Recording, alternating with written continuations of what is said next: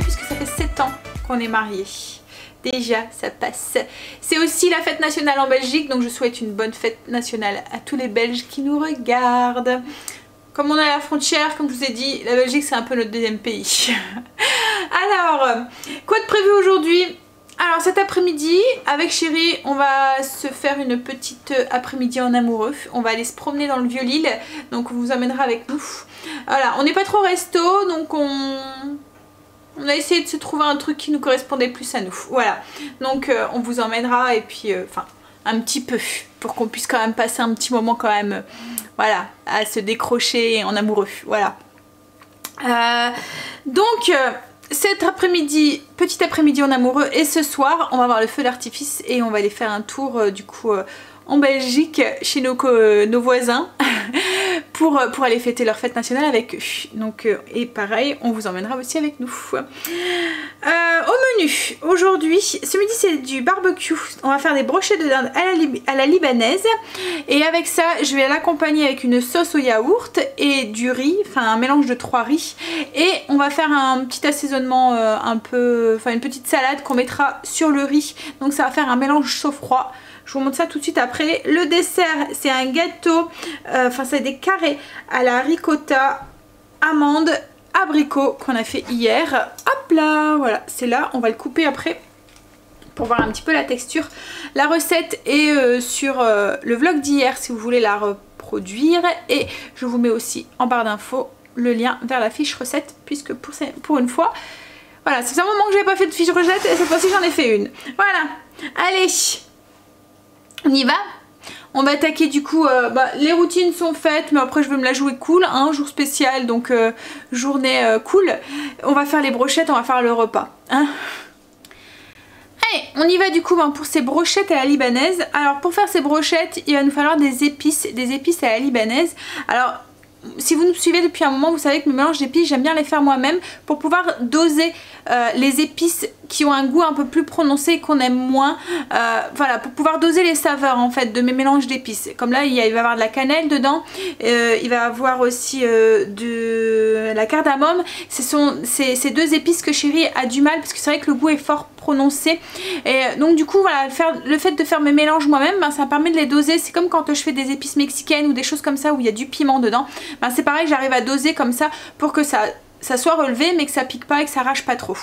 Alors, donc du coup, pour ces épices à la libanaise, on va avoir besoin, déjà j'ai fait griller une cuillère à soupe.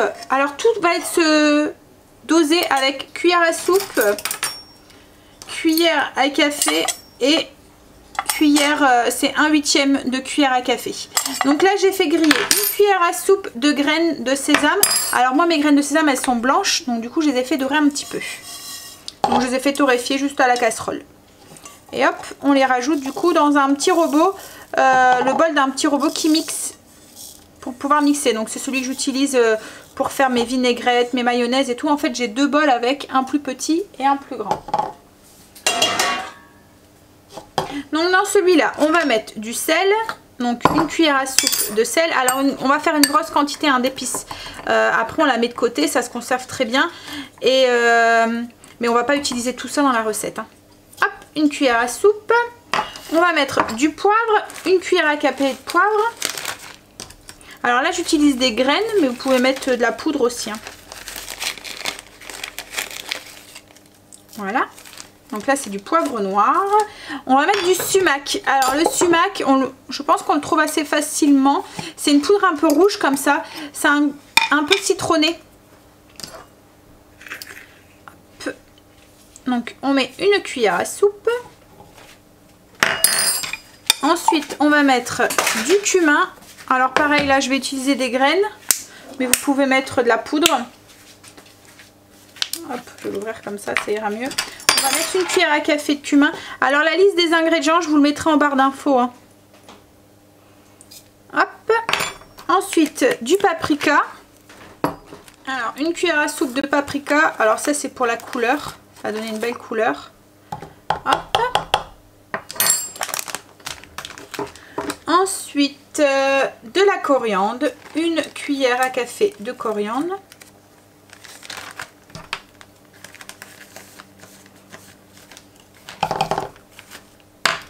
Clous de girofle, on va mettre 3 clous de girofle à peu près. Hop. De la muscade, alors là on met 1/8. C'est des épices qui sont assez fortes et qui prennent vite le dessus. De la cardamome, 1/8. Donc c'est de la cardamome verte moulue. De la cannelle, pareil, 1/8.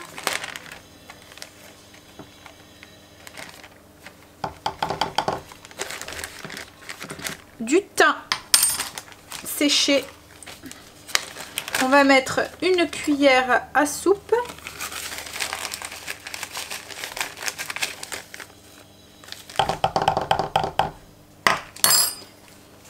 Et je pense que j'ai tout mis. Et là du coup, il ne reste plus qu'à mixer. Une fois mixé, voilà ce qu'on obtient. Une belle poudre bien parfumée. Je viens de goûter, c'est très bon. Allez. On y va, du coup, on va préparer nos brochettes maintenant qu'on a notre mélange. Alors j'ai pris à peu près 500 g de un bloc de dinde en fait que j'ai coupé en gros cubes. Voilà, je l'ai mis dans un petit saladier. On va y ajouter des épices. Alors pour l'instant on va en mettre qu'une cuillère, donc le mélange d'épices qu'on vient de faire. On va mettre, je pense qu'on va mettre 2 cuillères à café. Voilà, hop, et une cuillère à soupe d'huile d'olive. Et on va mélanger tout ça. On va faire un tout petit peu mariner. Et on va le mettre sur les brochettes et on va le laisser mariner. Et c'est déjà fini du coup. C'est les épices qui font tout. Et on va s'occuper du coup des accompagnements. Alors ça, je vais demander à un des loulous qu'il fasse les brochettes. Alors pour accompagner les brochettes, on va faire une salade, un accompagnement frais avec des tomates et des concombres. Alors moi je vais faire un accompagnement à part parce que vous savez j'aime pas le concombre, mais je vous montrerai. Du riz et on va faire une sauce au yaourt avec de l'ail et de la menthe. Donc là c'est ce qu'on va faire. Donc j'ai un petit peu de yaourt maison, j'ai à peu près 150 g. On va ajouter une demi-cuillère à café d'ail. Alors vous pouvez mettre de l'ail frais. Moi je vais mettre de l'ail moulu, comme ça voilà, on tombera pas sur un gros morceau d'ail.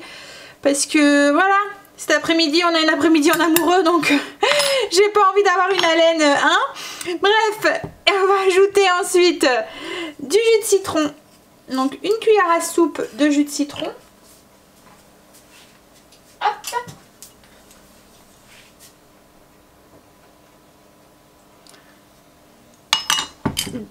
Ensuite du sel, du poivre, donc un peu de sel, du poivre et puis de la menthe ciselée. Alors moi je ne vais pas en mettre de trop parce que chérie n'est pas trop menthe, mais un petit peu ça va. Donc on la cisèle et puis on l'ajoute à l'intérieur. Alors je la fais en premier parce qu'il faut le temps que tous les arômes se diffusent bien ensemble. Donc ensuite je vais la remettre au frigo. Et là on n'a plus qu'à mélanger.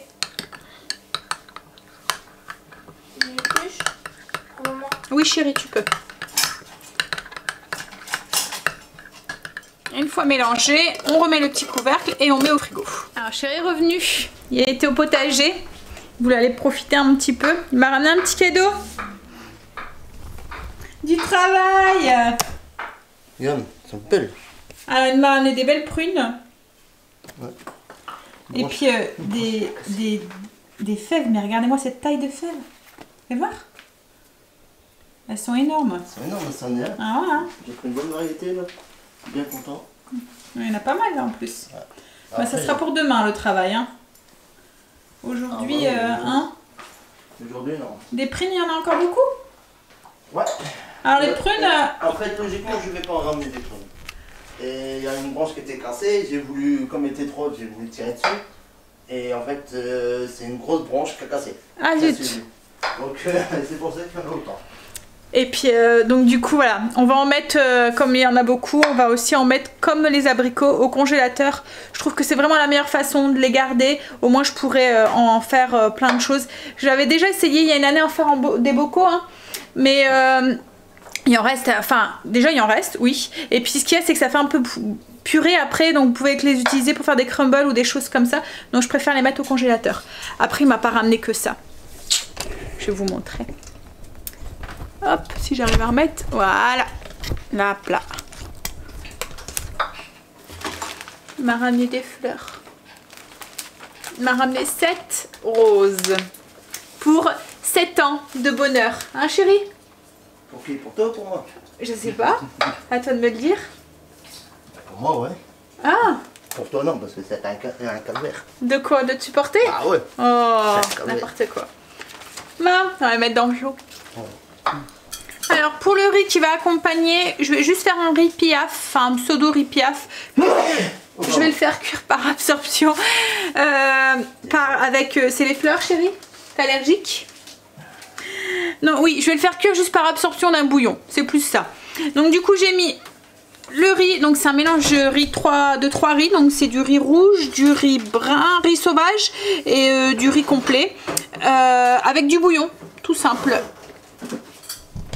Alors l'accompagnement, en plus du riz, du yaourt, on va faire une petite salade. Comme je vous ai dit, ça va faire un chaud-froid en fait avec le riz, le brochette et le brochette. Et puis la petite salade qui va avec. Donc pour les enfants et chéris, comme je vous ai dit, c'est concombre, tomate, oignon. Et moi j'ai juste mis tomate, oignon. Et on va faire, pour assaisonner cette petite salade, on va faire ce qu'on appelle un za'atar. Enfin, un pseudo za'atar. Parce que logiquement, dans le vrai za'atar, c'est du thym. Moi, je l'ai remplacé par du persil. Donc, pour faire ce za'atar, on va avoir besoin de sumac, de sel. Donc là, moi, du persil, autrement, c'est du thym, logiquement. Et puis, des sésames, des graines de sésame que je suis en train de faire torréfier. Alors, pour ce za'atar, j'ai mis une cuillère à café de graines de sésame torréfié. On va mettre une cuillère à café de sel. Donc c'est tout le temps une cuillère à café, enfin la même quantité à chaque fois. Hop, du sel et du sumac. Hop, et on va mixer ça ensemble. Donc une fois que c'est mixé, qu'on obtient une poudre, on ajoute, donc logiquement c'était du thym, mais là, hop, moi j'ajoute du persil. Donc une belle poignée de persil et on va mixer aussi un tout petit peu. Donc une fois que c'est mixé, alors j'ai pas trop mixé parce que moi c'est du persil frais. Donc voilà, j'ai juste donné 2-3 coups dedans. Et ben on va assaisonner du coup les salades avec. Hop, et on va mélanger ça. Je viens de sortir mon pain du four, je vais vous montrer. Alors là c'est un pain 7 céréales, donc toujours sur la même base. Le seul truc c'est que je mets moitié T65 et moitié mix 7 céréales que j'ai acheté au moulin. Hop, voilà comment il est. Regardez comment il a craqué, comment il a gonflé. Tout chaud. Je sais pas si vous l'entendez mais il chante. Je pense pas que vous devez l'entendre, ça craque. Voilà. Allez. C'est bientôt cuit, on va pouvoir manger. Voilà, on va passer à table. Donc voilà à quoi ça ressemble l'assiette. Donc là c'est l'assiette à chérie. Donc concombre, tomate avec le sumac, la brochette cuite au barbecue avec les épices à la libanaise, le riz et la sauce. Voilà ma chérie. Ah, c'est le moment du dessert. Voilà à quoi ça ressemble du coup le gâteau à l'intérieur. Je sais pas si vous allez bien voir. C'est tout moelleux avec la ricotta. Voilà, on est arrivé à Lille. On vient de se garer. Ça va trouver de la place facilement en fait. Hein. J'aurais cru que... Ouais, c'est vrai, c'est les vacances, il fait chaud, les gens ils ont peut-être pas envie de se balader. Voilà. Donc là, il faut qu'on sorte du parking, qu'on trouve la place.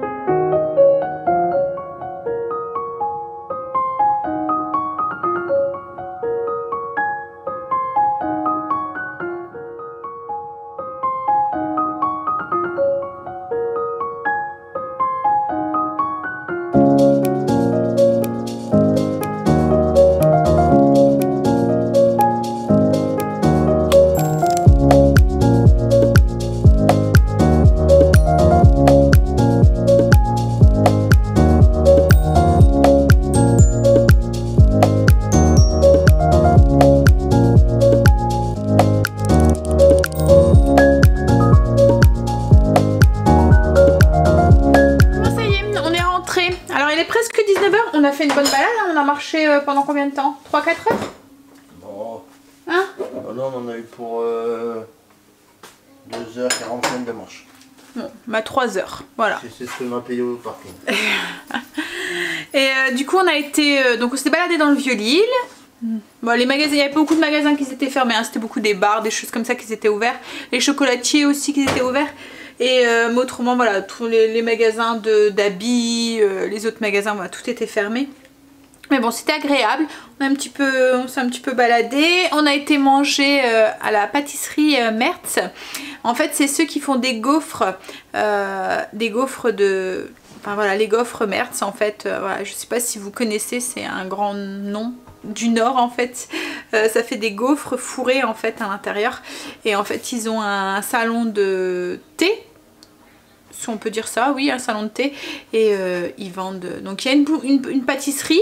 Il y a le salon de thé et il y a le chocolatier qui est juste à côté, où ils vendent aussi les gaufres. Alors les gaufres, elles sont hors de prix, hein. Quand vous voyez une gaufre, c'est une petite gaufre, c'est 2,50 et si vous en prenez 6, c'était 12 €, quelque chose comme ça. Bon, après c'est du savoir-faire, hein, donc je dis pas, hein, mais voilà. Mais on a voulu se faire un petit plaisir, chérie et moi. Donc du coup on a été manger dans le salon de thé. On s'est pris chacun un petit gâteau avec un beau gâteau avec un café pour chérie et moi un thé glacé. Voilà. Et ensuite on n'a pas été chez Mertz, on a été dans une autre chocolatier, un autre chocolatier. En fait quand on a fait notre tour il nous donnait envie et du coup quand on est revenu on a fait un arrêt là-bas. Donc c'est la maison Georges Larnicole si je le dis bien.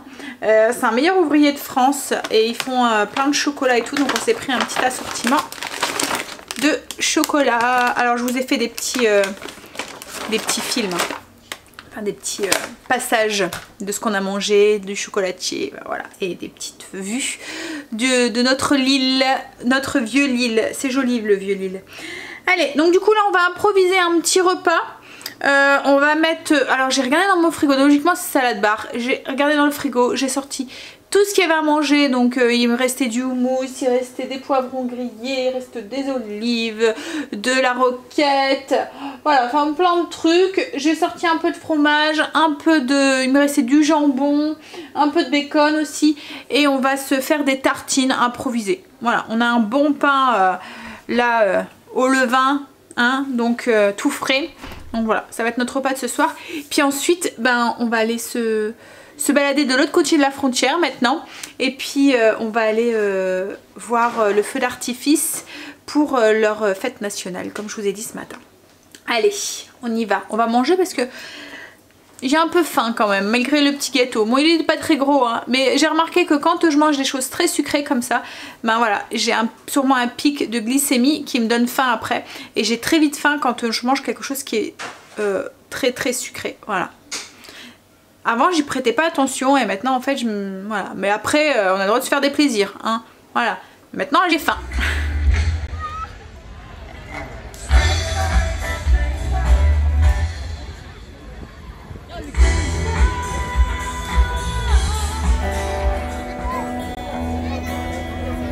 Dis-moi, c'est